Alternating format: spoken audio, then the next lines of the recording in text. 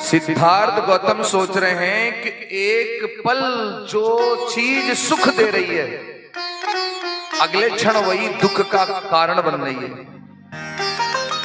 आप जितने भी धम्म उपासक बंधु यहां बैठे हैं, अभी मैं देख रहा हूं सब मोटे मोटे कपड़े पहने, ऊनी कपड़े, गर्म है ना। और मार्च का महीना आ जाए तो क्या फिर ये कपड़े तुम पहन सकते हो? अभी ये कपड़े आपको कितना सुख दे रहे हैं, है ना। लेकिन जब अप्रैल मई का महीना आएगा तो यही कपड़े दुख देना शुरू कर देंगे, है ना। आज जो चीज सुख दे रही है अगले क्षण वही दुख का कारण बन रही है।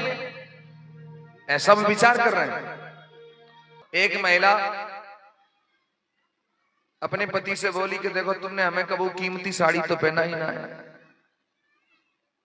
अब बाजार में शॉपिंग करा भी ले जाओ तो कम से कम 5,000 रुपया भाई साड़ी दिलवाई। तो पति देव को लेकर के मार्केट पहुंची, पूरा बाजार घूमा, बड़ी बड़ी दुकानें देखी, तब एक दुकान से 5,000 रुपया की बहुत अच्छी सुंदर साड़ी खरीद ली। अब घर लेके आई, ध्यान दो मेरी ओर, पड़ोस ने दिखा, देवरानी जिठानी दिखाए, अपनी पड़ोसन को दिखाए, देवरानी जिठानी को दिखाए, फूल ही ना समाए 5,000 की साड़ी।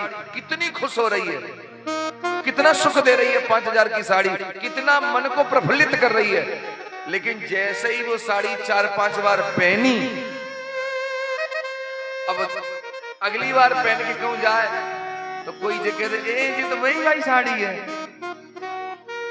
अब दुख देने लगी। अब अपने पति से करिएगा जाइए पहनूं बार बार, है? जो साड़ी एक क्षण सुख दे रही थी अब वो साड़ी अब दुख दे रही है कि जाइए पहनूं बार बार, हर जगह जाऊं तो अच्छी नहीं लग रही। जैसे माताओं बहनों सपोदेंट माने थे, आपके कान में जो कुंडल है सोने का, बाली है कोई, और वो आप जब पहने हैं ना तो शीशे के सामने देखेंगे कितनी अच्छी लग रही है? लेकिन धोखे से वही कहीं गिर जाए और फिर शीशा के सामने खड़े हो जाओ तो जैसे ही कान पे निगाह जाएगी दुख शुरू हो जाएगा, है ना।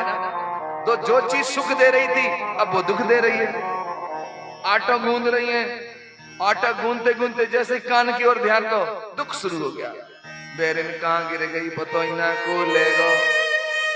तो जो चीज एक क्षण सुख दे रही है अगले क्षण वही दुख का कारण बन रही है। सिद्धार्थ गौतम सोच रहे मैं क्या करूं, इन सांसारिक सुख भोगों को भोगूं या राजपाट धन धान ये सब छोड़ के मैं बैरागी हो जाऊं।